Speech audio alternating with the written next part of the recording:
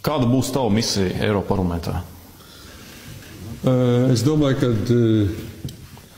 viena daļa kandidāti vispār neapzinās to nopietnību, kāda stāv priekšā arī Eiroparlamentam. Un vispār tā misija, kas ir gadu desmitiem bijusi, viņa nav pildīta no Latvijas deputātu puses. Nu, kaut vai atceramies, ka mums ir bijis gan Rūbīgs, gan Ždānoka, Mamīkins.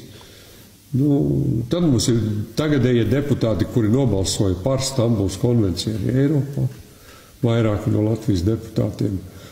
Bet tas varbūt nav tas pats trakākais. Es domāju, ka stāv priekšā milzu cīņa pirmkārt par klimatu, Zaļais kurs. Zaļais pret tām klimata halucinācijām. Ja mēs iedomājamies, ka mēs neesam Eiropas Savienībā Latvija, nu kā mēs dzīvotu? Mēs dzīvotu tā, kā dzīvoja mūsu senči. Mēs koptu savus laukus, koptu savus mežus, lietotu savu 3 hesu elektrību. Lopkopīgi. Lēto, jā. Neviens pie mums te nerunāt, ka govis vajag izkaut, jo viņas pa daudz CO2 izdala, jā. Metānu. Metānu, jā, nu mēs normāli dzīvot, jā. Tagad sakarā ar to, ka kaut kur tur ir pārapdzīvotība, kaut kur tur ir tāda Grēta Thunberga neizglītot absolūti, jā. Pēkšņi no turienes nāk, ka mums tur jāsāk ierobežot automobīļi ar dīzeļdzinējiem, ka mums tagad ir tur jāierobežo, tur visas, mums vesela kaudz ierobežojumi būs, jā. Ja tam tas jau jāprecizē, ka tas ir tikai šajā mazajā lauciņā, kas saucās Eiropa, ne jau tur Ķīnā, Indijā. Jā, un pret to būs jācīnās ar visām rokām un kājām, jo, piemēram, mūsu meža industrijai, vispār meža saimniecībā, jau mums ir 3 miljonu hektāru, vairāk kā 50% mums ir meži, kas viņiem draud sakarā ar to visu putnu aizsardzību vai vispār tiem biotopiem.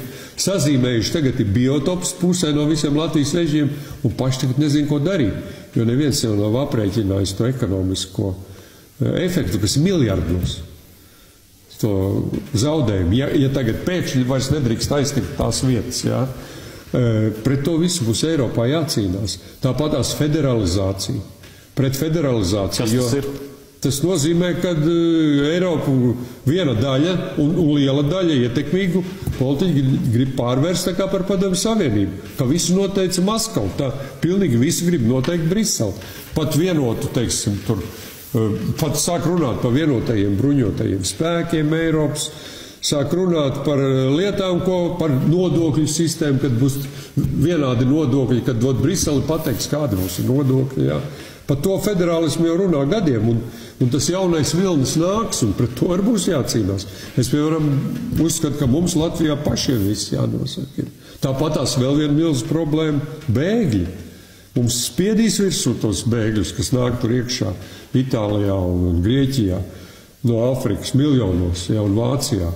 Mums spiedīs viņus, vienreiz jau uzspieda. Viņus te atveda, viņi fiksi pazuda visi no šīs nabadzības un augstuma, jā.